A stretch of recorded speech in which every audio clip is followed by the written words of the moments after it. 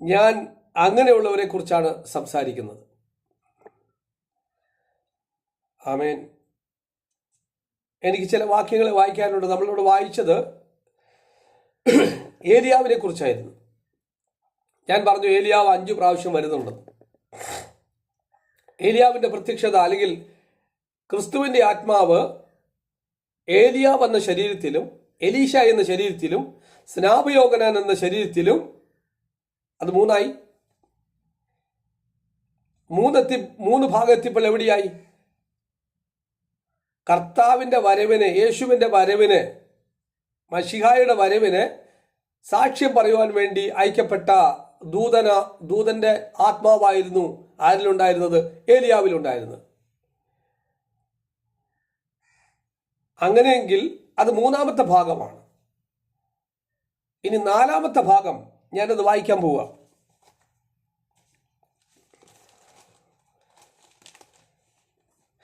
എനിക്ക് ഒരു കാര്യം അറിയാം,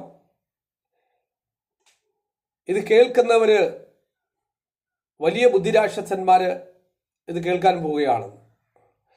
അതുകൊണ്ട് ഞാൻ മുൻപേ പറയുകയാണ്, ബുദ്ധിരാക്ഷസന്മാരുടെ ഒരു വിമർശനങ്ങൾക്കും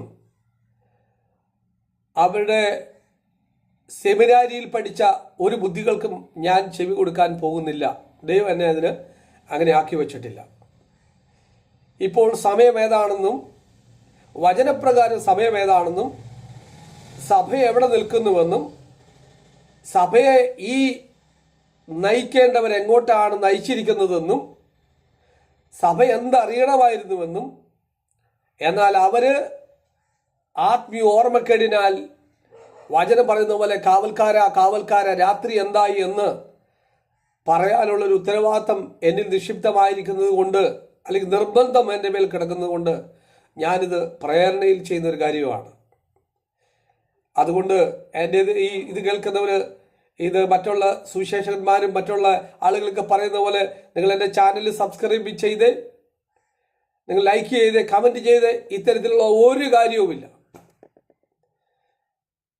ഇതൊരു ധനസമ്പാദന മാർഗവുമല്ല. അങ്ങനെ ലക്ഷ്യവുമില്ലാതെ എൻ്റെ പേജ് ലൈക്ക് ചെയ്യുകയോ കമൻറ്റ് ചെയ്യുക, ഇങ്ങനെയുള്ള ഒരു കാര്യവുമില്ല. നിങ്ങൾ ചെയ്യേണ്ട ഒരു കാര്യം, ഞാൻ പറയുന്ന കാര്യത്തെ വചനപ്രകാരം സത്യമാണോ എന്നറിയാൻ നിങ്ങൾ വചനത്തിലേക്ക് മടങ്ങുക. നിങ്ങളുടെ സുവിശേഷകന്മാർ പറഞ്ഞിരിക്കുന്ന കാര്യങ്ങൾ നിങ്ങൾ എന്തെങ്കിലും കർത്താവിൻ്റെ വരവിന് മുന്നോടിയായി നിങ്ങളെ അറിയിക്കേണ്ട കാര്യങ്ങൾ നിങ്ങളുടെ അറിയിച്ചിട്ടുണ്ടോ? തക്ക സമയത്ത് വീട്ടുകാർക്ക് ആഹാരം നൽകേണ്ടതിനാക്കി വെച്ച വിശ്വസ്തനായ ദാസൻ ആമേൻ വചനപ്രകാരമുള്ള ആത്മീയ ആഹാരങ്ങൾ നിങ്ങൾക്ക് നൽകിയോ? ആ ആഹാരം കഴിച്ച് നിങ്ങൾക്ക് കാലത്തെ സമയത്തെയും കുറിച്ച് നിങ്ങൾക്ക് ഓർമ്മയുണ്ടോ? നിങ്ങൾ അറിയുന്നുണ്ടോ? വചനപ്രകാരം നിങ്ങളിപ്പോൾ എവിടെയാണ് നിൽക്കുന്നത്? ഏതെല്ലാം വചനങ്ങൾ നിവൃത്തിയായി? ആത്മീയ ചരിത്രങ്ങൾ നിരവധി കഴിഞ്ഞുപോയി. പുതിയ നിയമത്തിലും പല കാര്യങ്ങൾ സംഭവിക്കുമെന്ന് കർത്താവ് പറഞ്ഞ പല കാര്യങ്ങൾ സംഭവിച്ചു കഴിഞ്ഞു. പല കാര്യങ്ങളും ഇനി സംഭവിക്കേണ്ടതായിട്ടുണ്ട്. വളരെ കുറച്ചു മാത്രം ബൈബിളിന്റെ താളുകൾ മാത്രം നിവൃത്തിയാകാനായിട്ടുണ്ട്. മത്തായി സുവിശേഷം 24-ാം അധ്യായത്തിന്റെ ചില ഭാഗങ്ങളും, അതുപോലെ ദാനിയേൽ പ്രവാചകന്റെ പുസ്തകത്തിൽ നിന്നുള്ളതും, അതുപോലെ വെളിപ്പാട് പുസ്തകത്തിന്റെ ചില ഭാഗങ്ങളും, എഫേസ്യ പുസ്തകം പരിപൂർണമായും എല്ലാം വചനപ്രകാരം ആമേൻ നിവൃത്തിയാകണം. ഒരു പരിപൂർണ സഭ, ഒന്നാമത്തെ സഭ പരിപൂർണമായിരുന്നു എഫേസ്യ സഭയായിരുന്നു. അതുപോലെ സഭ ഭൂമിയിൽ ഉണ്ടാകണം.